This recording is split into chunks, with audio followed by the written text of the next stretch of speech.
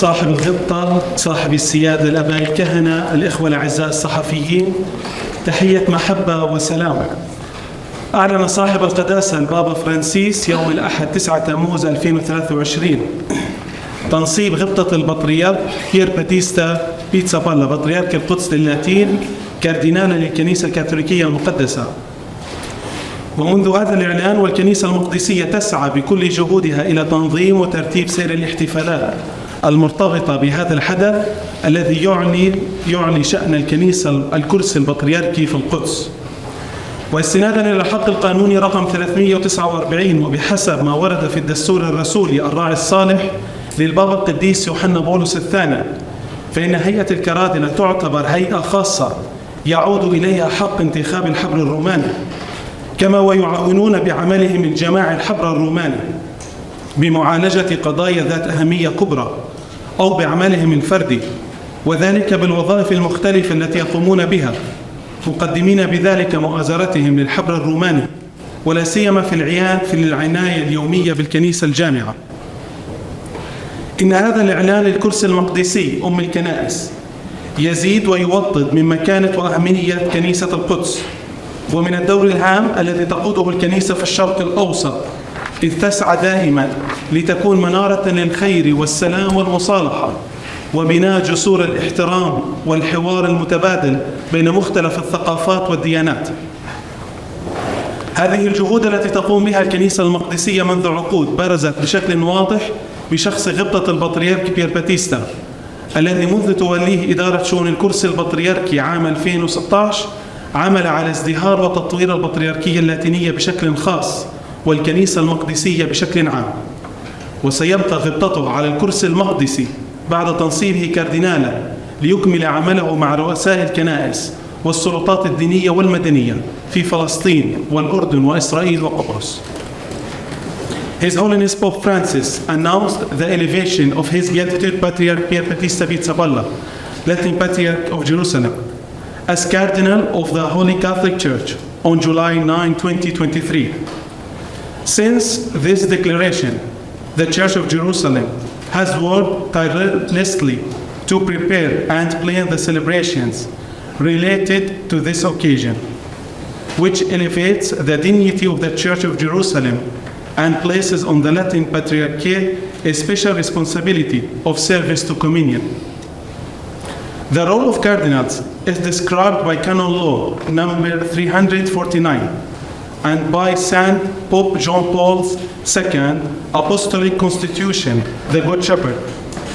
The College of Cardinals is considered a special body to which the right to elect the Roman Pontiff belongs. They also assist the Roman Pontiff with their collective work in dealing with relevant issues, importantly or via their individual activity in the many roles that they do, so contributing their assistance to the Roman Pontiff, particularly in the daily care of the entire Church. Helping the current Pope and being the body from which the future Pope is chosen are the main roles of the Cardinal.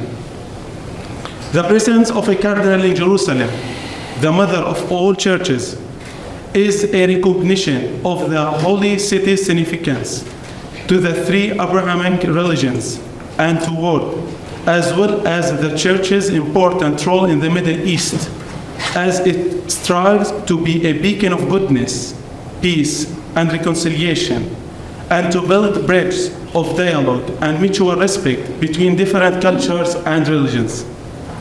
His beatitude shall remain in Jerusalem and shall continue to work for the common good together with the heads of churches and members of civil society in Palestine, Jordan, Israel, Cyprus, and in the international community.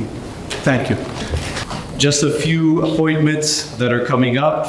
As everything Middle Eastern and everything Jerusalem, they're a bit all over. So we will publish these as well on the website and on the different means of communication we have. First of all, in Rome, September 30th, 10 o'clock in the morning at St. Peter's Square. Square? History. It's in the square? It's in the square. Oh. But we still call it a square. They changed it. Yep. October 1st at noon at Santa Maria Maggiore, the first Mass presided by His Beatitude after the creation as Cardinal. October 4th at 9 o'clock in the morning, also in St. Peter's Square, with the Holy Father, Pope Francis, the Holy Mass to kick off the Synod. Here in Jerusalem, October 11th at 1500 hours, maybe 1530, that's 3:30 p.m. for those who don't speak military language. It's going to be the moment in which we welcome His Beatitude to Jaffa Gate upon his return from Rome. It will be a simple but beautiful ceremony in which we welcome him from the Jaffa Gate all the way to the co-cathedral here. There will be an opportunity to hear a word from his Beatitude, and then there will be refreshments for all, which is something I like to underline. October 12th, at 3 p.m., the solemn entry of his Beatitude into the Basilica of the Holy Sepulchre. And October 13th, at 10 a.m., the Pontifical Mass, also at the Basilica of the Holy Sepulchre. On the 29th of October, there will be the Mass of Our Lady at Deir Rafat. We will communicate the time later on. On October 21st and 22nd, there will be events in Bethlehem. On October 21st at 10:30, His Beatitude shall depart the Latin Patriarchate headed for Bethlehem, and he will arrive at Mar Elias around 10:45. We'll follow the same setup that we always follow for the Christmas festivities. On October 22nd at 11 o'clock in the morning, we'll have a solemn Mass at the Church of Santa Caterina. Cyprus, for those of you who don't know yet, Cyprus is part of the Latin Patriarchate of Jerusalem. So part of His Beatitude's responsibilities include that beautiful island. November 10th, there will be a series of meetings with the civil, diplomatic, and religious authorities. November 11th, there will be a meeting with the clergy, with the Maronite Church, and with different churches, with the Orthodox Archbishop. November 12th, there will be Holy Masses, both in Nicosia and in the northern part of Cyprus, most probably at Famagusta. The detailed program shall be published later on. Finally, last but not least, this is the bit of the cherry on the cake, Nazareth, November 18th. At 1600 hours, there will be the solemn entry of His Beatitude in the Basilica of the Annunciation in Nazareth. And on Sunday, November 19th, we will conclude all these beautiful celebrations. You've forgotten Jordan. Now, Sayyidina, Jordan is a special place, so I saved it for last. Okay, yeah. I'm talking about this. You said last but not least. Okay, continue. You know me. Okay. November 19th at 11 o'clock in the morning, Pontifical Mass at the Basilica of the Annunciation, and Jordan on October 26th and 27th. 26th will be the solemn entry into the Jordanian kingdom, and it will be followed by a Mass, and there will be an opportunity to greet Sayyidina. Again, the detailed program for Jordan will also be published later. Thank you very much for listening. Now we give the word to His Beatitude, the Cardinal Designate, and then afterwards we will open the floor for a question and answer. Thank you for these presentations. I'll be very short. I think it will be more interesting to have a dialogue with you. Just want to say that, as everyone already heard, I said several times, I was quite surprised by these Otis elevation, you say appointment, I prefer. But I was also surprised positively by the reaction of the people. First of all, our people, our diocese, our church, our communities were all very happy everywhere. Jordan, Israel, Palestine, and Cyprus, very excited. But I saw also, this is quite positive also, a lot of appreciation for all the other churches. It's not just Catholic ones. The Greek Orthodox Patriarchate, the Armenian Patriarchate, the Lutheran Church, the Anglican Church, they came to pay a visit, congratulate, and so on.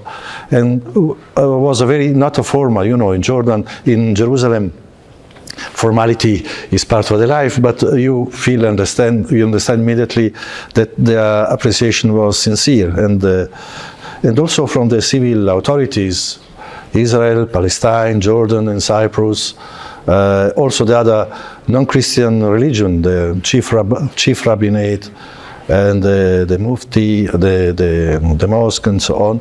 So the Waqf was, so the reaction was very, very positive, and this is, I think something surprised me positively, and I'm very happy of this. Not regardless of my person, as already has been said before, I think is important. What was important, stress that everyone, I've heard this from everyone. They say that finally Jerusalem acquired a position, or a voice. I prefer to say a voice in the life of the church, which is something positive and was long awaited. I wanted, you know the program, I wanted to do something simple, just one mass, entrance and so on. But when you have a responsibility, you also understand that you have to become obedient to all the different requirements, protocols and so on. But this is also our way in the Middle East, especially in Holy Land. We express also our joy, appreciation, and our being community. This is also our way, which we have to respect and also to appreciate and so on. In conclusion, I'll continue to do, I remain myself. I continue to do the things of always. First of all, I am the pastor of my community, so I have to visit and to serve my community. This is the priority. And of course, now I understand. I didn't go to any course of preparation to become cardinal, so I don't know exactly what does it mean. In doing it, I will learn. Now, from the reaction, that is also responsibility, is to be a voice of the Christian community, and not only of the Christian community, a voice from Jerusalem. One of the voices, of course, but one voice from Jerusalem, first of all to the church, but also to the international community, about the life of the Christian community, first of all, but the life in general. We are living in a very complicated and very a crossroads of many different cultural, religion, political tensions, as everyone knows. So it's very important, a serene, but at the same time a clear, a strong voice as much as possible from Jerusalem to the world. So this, but I will see how this will develop. And tomorrow I leave for Rome. To prepare also the practical things. I don't know what we have to do. The clothes, all these I thought things. you were going to stay here. I would prefer, but I have to go. And prepare what is necessary, then we'll see. I will be obedient as much as I can. I try to be simple as much as according to my personality and so on. I want to remain myself with the food, with the feet on the ground and the heart with my people. So now we're going to open the floor for questions. If you please just wait until I bring you or Father brings you the mic. Maybe Maria Amelia had a question here. Ladies first, what to do? Thank you. Good morning. If you can say who you are, whom you represent. I know you are, but others maybe don't know. Maria Amel Beaulieu from the Holy Land Review in French. Did you hear from the Pope since you have been designated? First of all, I received, I suppose, like all the cardinals, a letter from him with some advisor. And of course I met him, I think, at the end of August 30th. August 30th, yes. I met him, we discussed several issues. You want to know what we discussed? I cannot say everything, of course. We discussed about the general situation of the church and the churches in Middle East, not just Holy Land. We discussed also about the tensions. We are living a period of tensions, political tensions, and not only political tensions here, and the possible perspectives, and what to say, how to say also, sometimes it's important. And these were the main points. Of course, then some internal issues that are not relevant here. Ma'am, and then the gentleman. Hi. Rosie Scammell from AFP, the news agency. I have a two-part question, and feel free to answer either in English or Italian. Firstly, could you speak a bit about the Christians here in the Old City and the threats and the violence that they're facing, and what this new role, how you can use this new role in the Vatican to communicate what's going on here? And secondly, following your appointment, can we expect a papal visit anytime soon? Concerning the first question about the so-called attacks or aggressions on the Christian symbols, I suppose this is what you refer to, Christian symbols here in Jerusalem. First of all, there are two different phenomena. One in northern Stella Maris and Haifa, and one mainly here in Jerusalem, about Jerusalem. Two different things. What happened, and now is a little calmer, in Haifa is refers to a specific group related to Rabbi Berland, who is a problematic figure, and he is convinced that in the church of Stella Maris there is the tomb of the prophet Elisha, which is something doesn't exist at all. So it's a specific issue addressed. Also, we are in contact with the police, and we are working on it. Now it's calmer, the situation there. The different thing is Jerusalem, Old City, and around Old City, in the so-called sacred basin, where there are holy places and Christian monasteries and so. This is not a new phenomenon, but we assisted to a more frequent phenomenon in the recent period.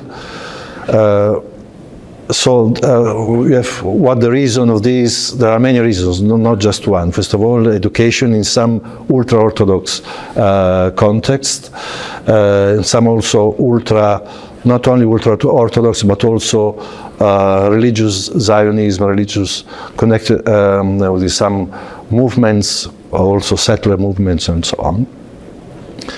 The reason of this raise of numbers. This is my reading. I don't have magic understanding. Is first of all that we have more frequent. We see that the presence of these ultra-Orthodox movements in Old City, also in the Christian quarters and so on, is more frequent than before. Second, is question of education, of course, is out of discussion that there are some movements, some rabbis also, who are inciting on this, or at least approving this. And of course, we have not to forget our past. The past relations between Jews and Christians were not simple, to be diplomatic, and all these create this context. And also maybe some movements with this new government, Israeli government, maybe they felt in a way, I don't know to say, not supported, but at least protected in a way. And this also, I think, played a role, because it's a fact that the frequency of this phenomenon, the number is connected to temporarily, at least, with this government. I don't want to talk against the government, but maybe this is interpretation. In conclusion, also, I have to say that I keep saying this. This is what happens to the Christians is not the only phenomenon.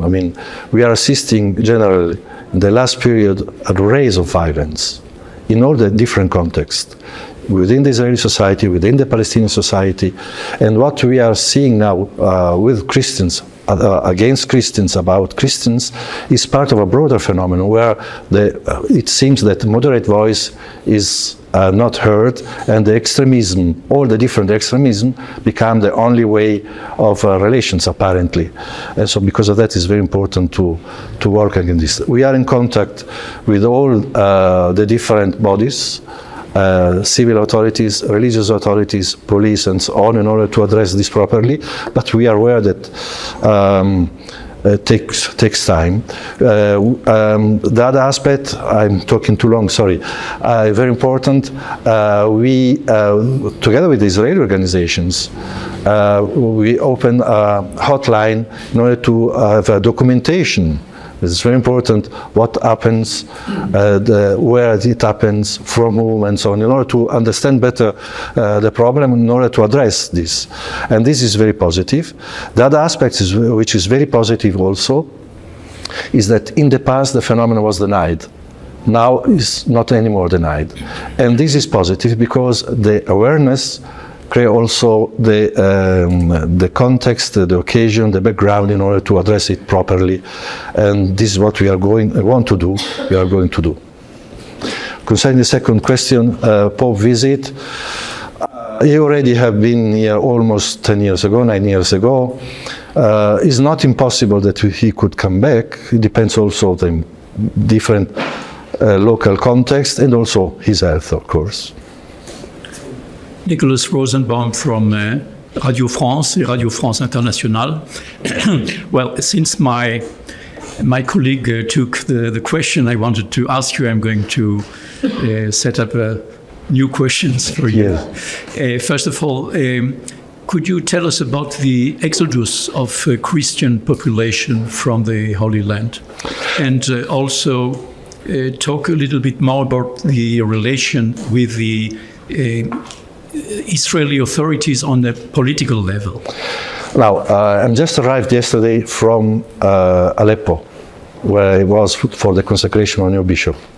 So to talk about the exodus of Christians here, after what I saw in Syria or Iraq, is not simple.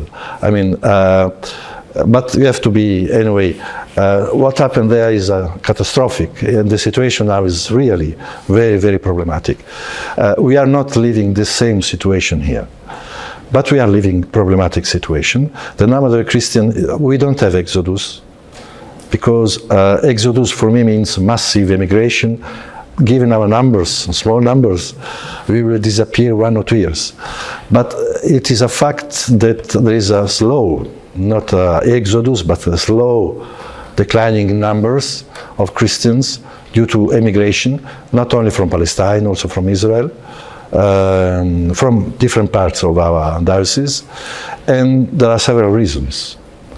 The first, first of all, we have to say that we Christians are the less prolific community. I mean, we have less families and less children than the other communities. This is a fact.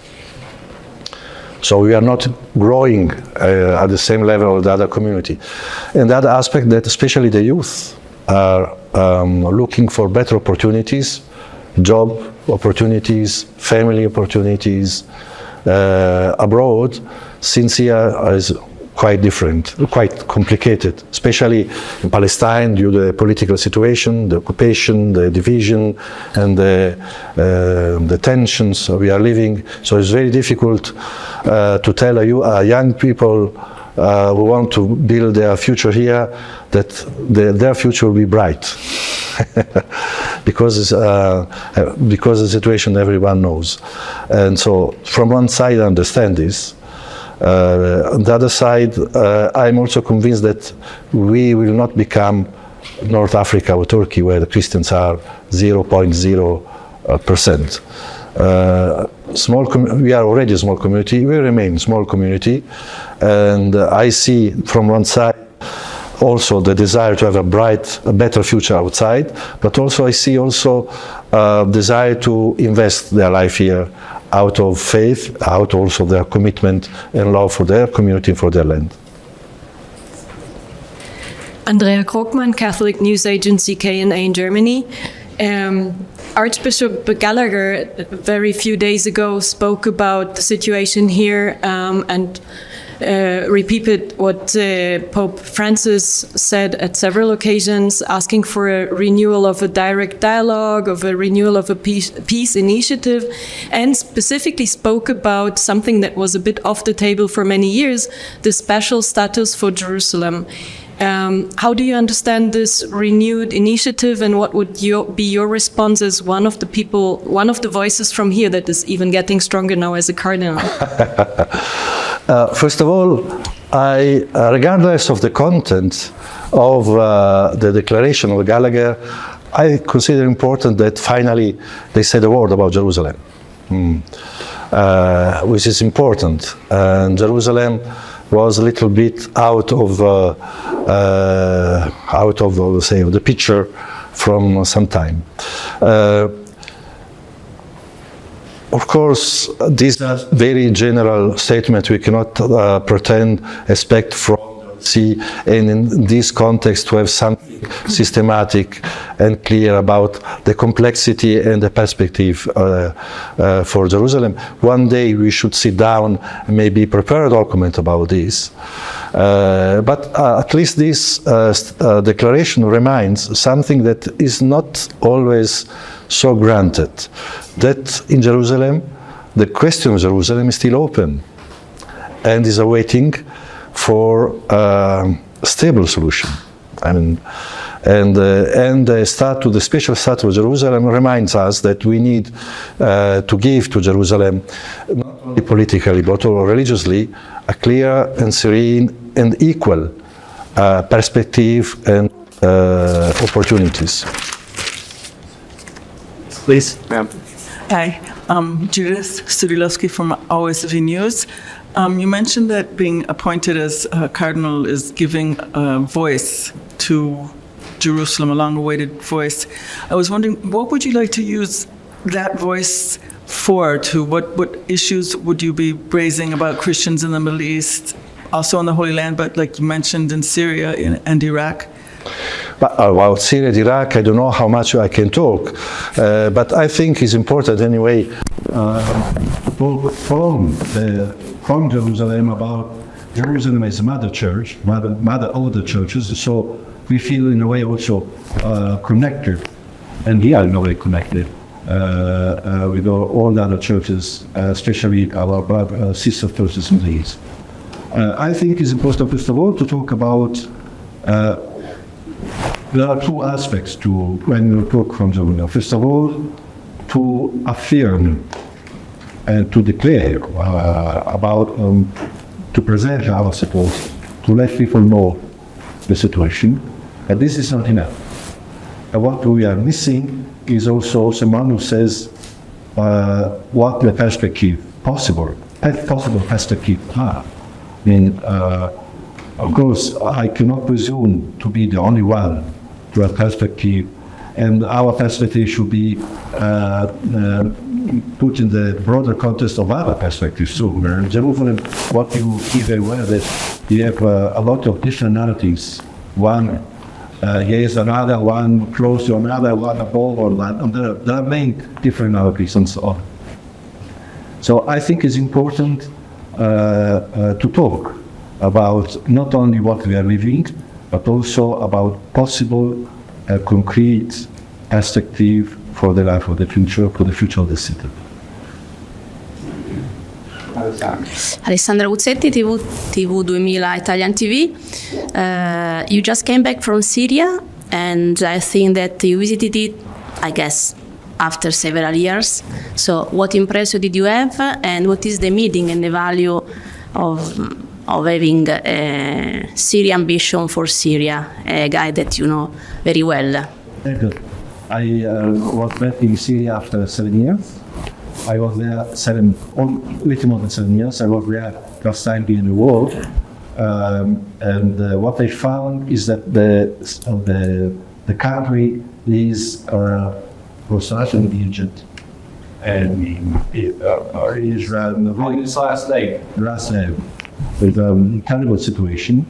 I saw that the houses that were destroyed by the war are still destroyed after 7-8 years. And nothing has been rebuilt, nothing, absolutely nothing. The road from Aleppo to Latakia, which is 1 hour road, but now became almost 5 hours because you have to go to Homs, literally still under reputation. You saw all the villages and the cities totally destroyed and still totally abandoned, nothing to think rebellion.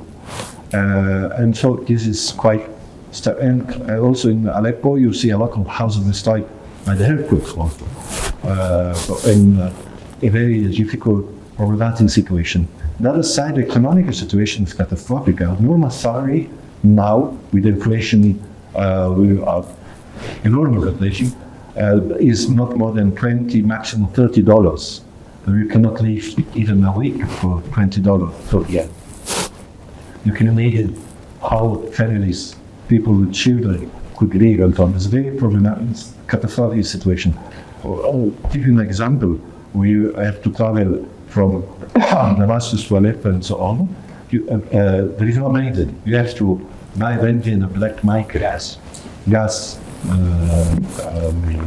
So you have to go to the kiosk and see if you have bring the gas to fuel the car and so on, or fuel from the stuff. And also what is said is that all the people, especially Christians everywhere, when talking with them, they are all very tired. And it's very difficult for them to believe, and tired, and there's a very deep mistrust that things could change. And the nomination of Abu Muhammad as the bishop, because the one is the first Syrian. Second, he has been till now, the appointment as bishop, in together with the fire in the villages which are still under the occupation and the control of Jabhat al-Nusra, till now. So he remained there all the time during the most difficult period of these people. And so it became a symbol. Now as bishop, he is a credible witness and testimony that despite the very problematic situation, it's possible to remain and to engage for the future. So I think and the symbol should be credible and is credible. After you take a question for Roberto, I think. No. Okay. My name is Anton Senior. I'm from the National Palestinian Christian Media, also Al-Quds newspaper. First of all, I would like to congratulate you on the ordination by the end of this month as a cardinal. My question is as a Palestinian issue, as you are beloved among our Palestinian community and also the Middle East community. There are rumors that Bishop Jamal Davis is going to succeed you as a Patriarch of Jerusalem. As you know, the status quo of Jerusalem as a Patriarch cannot be a cardinal and a Patriarch of Jerusalem. So is it possible that Bishop Jamal Davis will succeed as a Patriarch of Jerusalem? This question should be referred to Pope Francis, not to me. Of course. That's what you're going to be a future Pope, maybe. Okay. In this case, I can consider the question. I don't know. I think, I think it is just gossip, just rumors. Right now, there are no projects of change. We'll see. But I don't, on this aspect, I don't think that we are going to have a change quite soon. ניר חסון הארץ. For those of us who are not part of the Catholic Church, can you give us a bit of a background? What does it mean that Jerusalem have a cardinal? When was the last time in history that we had a cardinal in Jerusalem? And the second question, a short one, did you receive any blessing from Israeli officials, from the mayor of Jerusalem? First of all, there was a patriarch, I must say, that became cardinal, but he was then in Rome, didn't remain here. So this is the first time there is a resident cardinal in Jerusalem. What does it mean? We already said more or less. It is, regardless of the person, it is a recognition of the role of Jerusalem in the context of the church, of course. Cardinal is after the Pope, is the highest authority in the Catholic Church. So because of that, the consideration of the role of a cardinal is different from others. Shouldn't be, according to me, but this is a fact. I'm going to be sharing the year. Yeah, and the cardinal, and usually not formally, but in reality, any cardinal can be elected pope, because the cardinals elect a pope usually among the cardinals, so on and so on. This is the main difference. Again, as I said also at the beginning, maybe you are not here, I receive congratulations from all the other states, from President Herzog personally, and also by letter, formally, and very positive, beautiful letter, and also I saw not just President Herzog, also the other authorities kind of proud. Now we have a carry something like that, is something interesting for me. Please. Hi, my name is Nicole Johnson-Zian. I'm writing for the Media Line. I just have, I have two questions, maybe somewhat related. First of all, what are some of the practical things that the church can do to support the Christians and to strengthen the Christian presence here? And it might be somewhat related. I wanted to ask you about property, because lately, there's been issues with, for instance, the Armenian property that's been sold, and also at Jaffa Gate. And so a lot of Christians are concerned that they're losing their physical grounding here in the land, and I wanted to know what your stance is on property. All for Christmas question? Practical things that you can do. Understood. First of all, concretely, in Palestine, the church is the third employer after the Palestinian Authority and the UN. So the church is quite involved also practically in the support of the Christian families with job opportunities. The third employer of Christians or the third employer of Palestinians? Palestinian. The employer of Palestinians at large. Yeah. Because a church organization in Palestine, the Foreign Direction Study, are the third employer by a number of Palestinians employed. Yeah.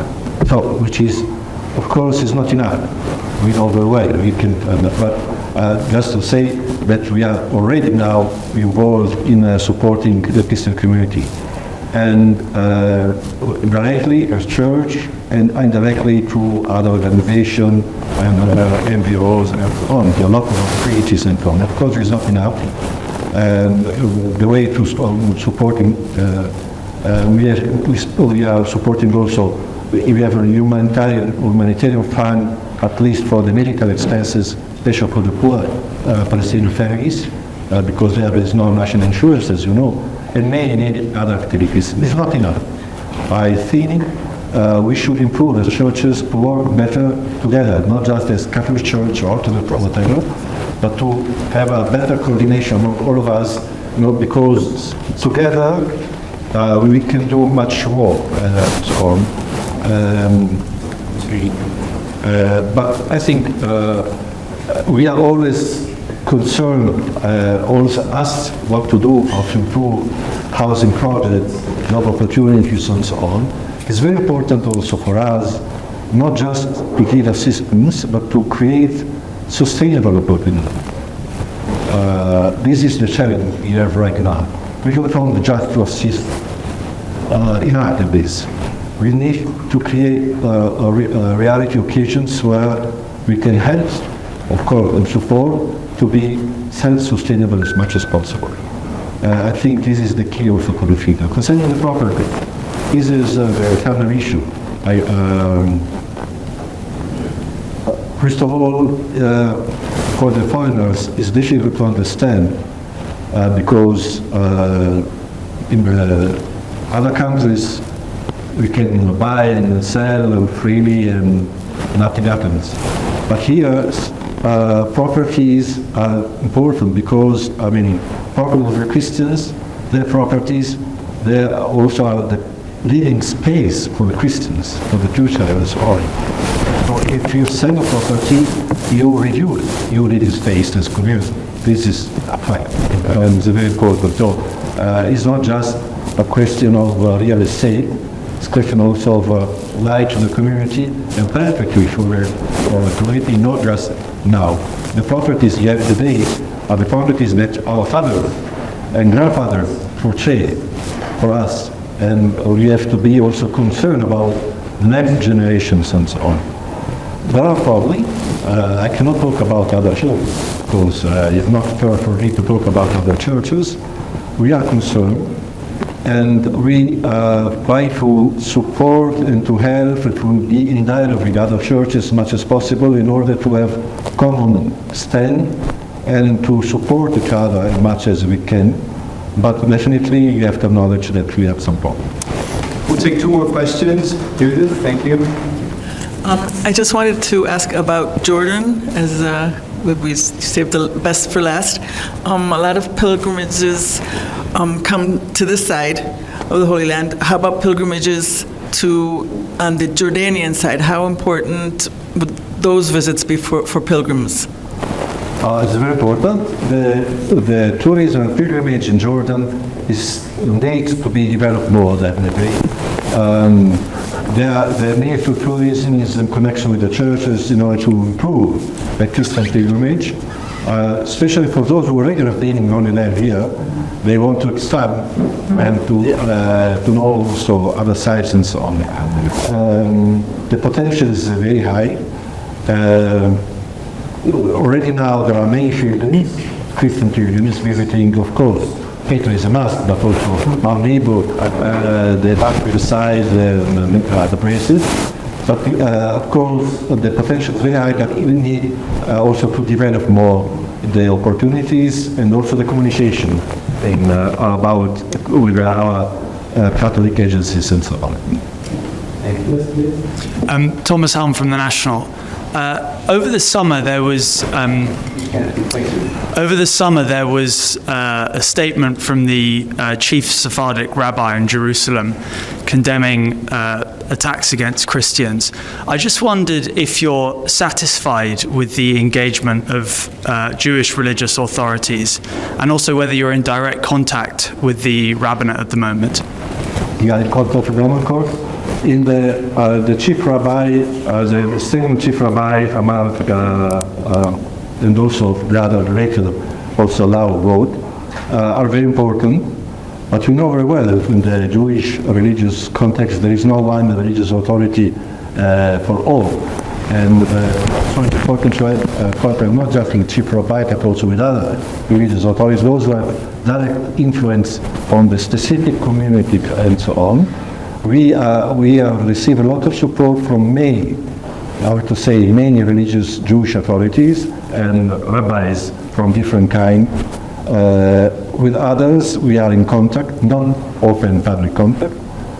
We have to be very wise on this. We don't want to transform those who are doing these attacks in fears. On the other side, it's very important to work discreetly but wisely to let their religious authorities to work on them, to let them understand that the respect of the other is something that is not an optional but is a must for everyone, everywhere, even here.